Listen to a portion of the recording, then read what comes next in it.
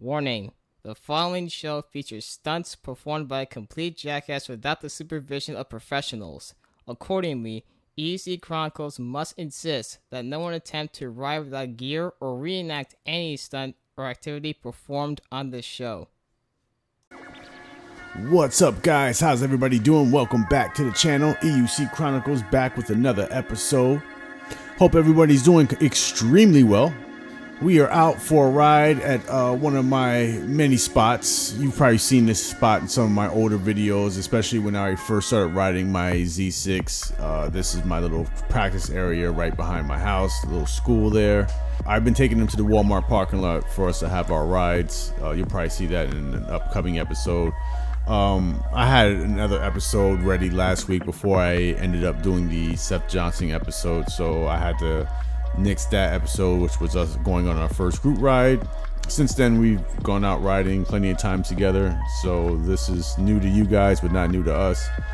But like I said, you know, riding it at the Walmart parking lot and stuff like that at night, it's fine, it's fun, but you know, he's getting bored with that, and the terrain is very, very smooth. There's really no bumps or cracks or anything like that, so he's not really getting the full-on experience of riding. So I like bringing him to, especially to this place here, where you know it's just not as smooth. You got holes and bumps and potholes and things coming up. You have sloped, slanted sides, and there's just a few obstacles for him to work on his skills further on. So that's what we're here doing.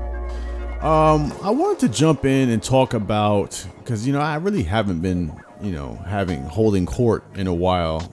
Ever since my son came up, we've just been hanging out and doing a lot of filming of him. And you know, I noticed that, you know, since I'm not doing a lot of topic-based episodes, that, you know, I'm not getting the engagement that I used to get, which is fine. I'm not, you know, everybody needs a break and all that stuff. But without dragging this thing on, I wanted, when Seth was here, we were talking about these new wheels and all that stuff, and I was saying to him that, you know, I'm not really excited.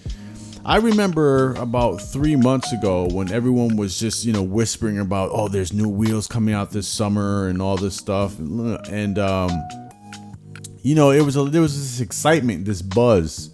And even then, I wasn't really all into the excitement and the buzz, especially even when the V12 leaked and, you know, we did the video on that. You know, it was cool, but I don't know. Maybe somebody can explain to me. Maybe I'm at the you know, intermediate novice phase of riding where I just don't see much benefit for me personally getting a new wheel at this point in time. But yeah, I don't want to, like, you know, be a party pooper or rain on anybody's parade, because I know a lot of people are excited for the Abrams and for the V12. Some people already have their V12 and stuff like that. And for the V12 specifically, it's really hard for me to get excited for a 16-inch wheel. I mean, it's being that I rode the Tesla, that was my main wheel. That's pretty much what I learned this entire experience off of, was riding my Tesla. You know, and it is such a phenomenal wheel, such phenomenal response and all that. I can't for the life of me get excited for another 16-inch wheel. It just doesn't make sense to me. Like, I think 16-inch wheels are great for newer riders, beginner riders and stuff like that. But once you start to graduate and your riding style starts to grow a bit, I also believe that 16 inches, it's just not enough. It really isn't, you know. And granted, all the specs are cool, you know, and you know, the touch screen and all the extra LEDs and stuff. But since, you know, so many people have done modifications with LEDs and all that stuff, that, you know, I'm not tripping off. You can put 1,000 LEDs on a unicycle now. It doesn't make a big deal, because we can do that ourselves, you know. So you can knock that out of there. The LCD screen is cool, I guess, but every single video I've seen with somebody using the LCD screen, the main thing that always comes up is they can't see it in the sun. So what's the point of that? You know, you have a screen on, but you can't even see it when the sun's out. So, and then to be honest, if you wait another year and a half, damn near every electric unicycle that's going to come out is going to have an LCD screen on it at some point, or to some degree, you know what I mean? Because there's just certain things that's just going to stick, even though if they're not that functional, they're still going to stick. and other companies are going to pick that up, but it's just one of those things where, like I said, I don't know what it is, and I've been kind of searching my mind to kind of like figure out what's the hesitation for, and I really don't have a reason for it. I am just not excited for a new wheel right now.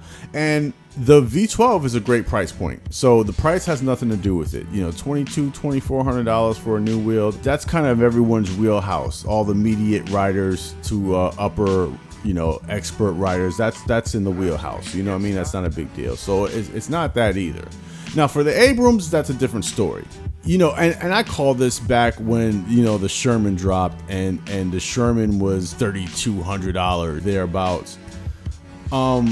I knew it then. I was like, once other companies see how gung-ho people are to pay that much money for a wheel, there's no stopping them from hitting that price point and exceeding that price point once they come out with their new wheels. And I knew that was going to happen. And sure enough, it's like almost every wheel that's coming out now, it's like $3,700, $4,000, and same thing with the Monster Pro. It's just like, awesome wheel.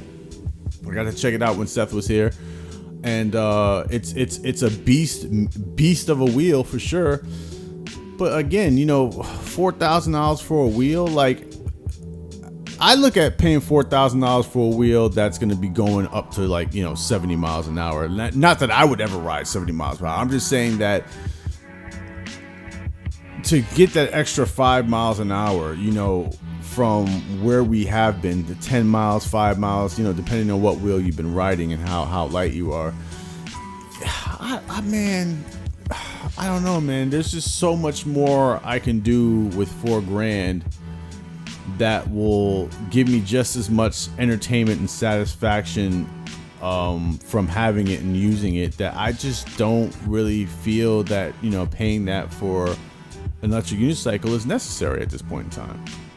Now, I definitely like the look of the Abrams. I like everything that I've seen so far about it. 22-inch wheel, yeah, completely decked out. It reminds me of what the Z10 looked like when I first laid eyes on it. It was like a Batman wheel. The Abrams definitely give you the Batman Dark Knight kind of feeling.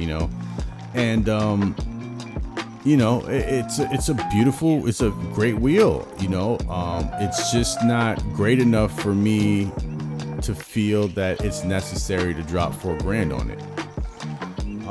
Not at all. One, I haven't maxed out my MSX at all. I've been hitting the upper 30s, and I'm so comfortable with that speed. I really don't find a reason to go any faster than that. Maybe because I wear light gear, maybe once I start, and I am looking into getting like the full arsenal, chest protector and all that stuff, just for those reasons. But I want to know what everybody else thinks out there. I kind of already know. From the the group chats and stuff like that. Everyone's happy and everyone's excited, but there's just I'm in this waiting period. I think I'm a very patient guy, and I think if I wait another year to see what's coming down further down the road, I think that would change the way I feel about these wheels. Especially because, like I said, we haven't seen all the cards yet. And maybe that's what it is. Maybe I'm not excited for a wheel because I haven't seen a wheel that actually speaks to me. The Abrams is nice as far as aesthetics, but I'm not a huge Sherman fan just because of the weight. And I know people say once you ride it, you get used to it, but I got a chance to ride the Sherman, and it just wasn't something that I was just completely thrilled on. If anything, I'm looking to lighten my wheel for doing, more tricks, more stunts, more jumps and stuff like that. Because I find that seems to be a problem now. When you start hitting jumps, you have this super heavy wheel that, you're putting a lot of stress on the wheel when you land, and you're putting a lot of stress on your knees, at least for me at my age, doing bunny hops and stuff like that too. So if there's a way I could find make a freestyle pack where it's like, it's only good for me to go out and ride for like an hour, but light enough that I can perform some insane stunts, and the wheels are already heavy without batteries in them anyhow. So, finding that's something I'm definitely looking into is finding a way to either have one made or a super light pack, super small pack. Like I said, maybe gives you an hour of ride time, and that way you can do some more tricks, do some more stunts, but yeah, man, that's pretty much what I wanted to touch on at this moment in time. I'm still in summertime vacation mode, so once school gets started back again and everything like that, I will get back into business as usual. But for right now, just enjoying this time hanging out with my little guy. But yeah, I would like to know what you guys think and what wheels you're excited for, or what you're excited for, and if you're excited for. Yeah, just leave a comment down below, and I'll talk to you guys soon. Have a great one. Peace.